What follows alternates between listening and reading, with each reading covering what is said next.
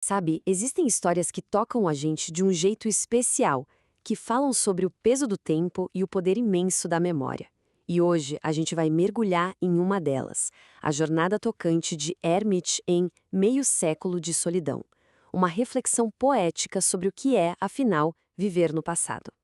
A nossa história começa assim, com o cair da noite em Uberaba. De uma janela, o tempo parece parado, sabe? Como se a cidade inteira fosse um quadro antigo. Uma pintura que ninguém tem coragem de tocar. E nesse silêncio todo, as luzes da cidade começam a acender. A imagem que o autor usa aqui é forte. Ele diz que elas parecem estrelas mortas. Isso já prepara a gente para o clima da história, para essa melancolia e para o silêncio quase absoluto que existe dentro da casa do nosso personagem. E é aqui, nessa primeira parte, o peso do silêncio, que a gente vai conhecer o homem no centro de tudo isso e o mundo que ele construiu ao redor de si.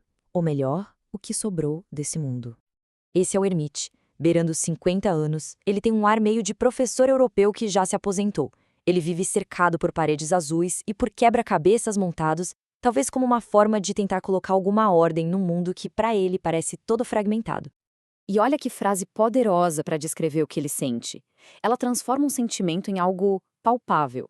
O ermite não só sente o peso dos anos, ele carrega esse peso, como se fossem pedras nos bolsos. A vida para ele se tornou literalmente um fardo. E aqui está a grande metáfora da história. Os amigos se foram, os amores se perderam pelo caminho, e o Hermit se enxerga exatamente assim.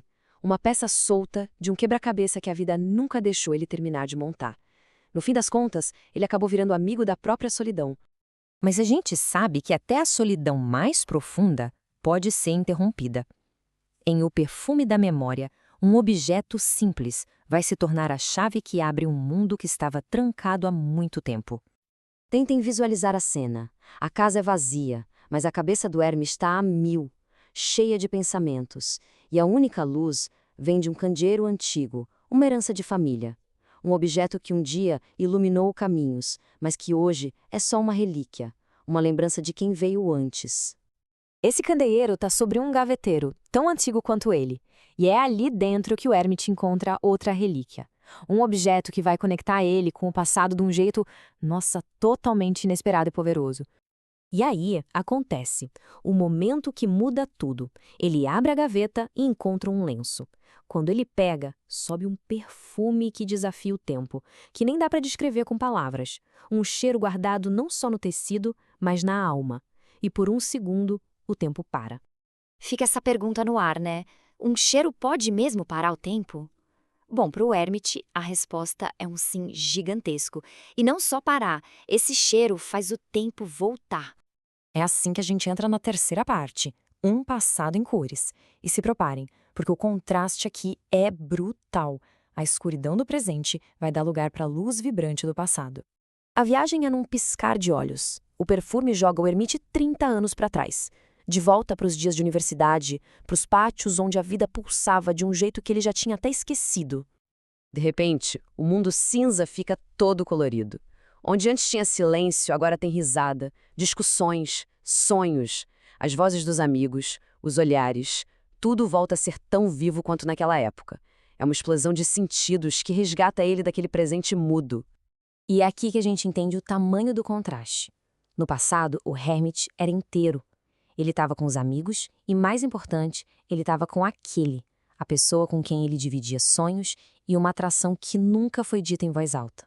Já no presente, ele é só um fragmento. E tudo isso nos leva para a conclusão da jornada dele. Na parte final, a última morada, o Hermit chega a uma percepção tão profunda que toma uma decisão que vai mudar tudo. É ali no meio daquela memória que a ficha cai. Ele percebe que o futuro, aquele que o desviou tanto de si mesmo, só parece maravilhoso de longe. O melhor tempo da vida dele estava ali, naquele pátio, naquele passado. E com essa clareza toda, vem uma decisão. Por que continuar fugindo? Por que viver num presente de paredes azuis e solidão, se a vida de verdade está ao alcance de uma memória? Ele decide que não quer mais sair de lá. Então ele faz uma escolha consciente. Não é uma fuga, mas uma decisão. Ele escolhe abandonar a solidão, deixar para trás a casa e os quebra-cabeças, para finalmente morar num único lugar onde ele se sentiu inteiro, onde ele pôde ser parte de um todo. E é assim que a história se encerra, resolvendo a sua grande metáfora.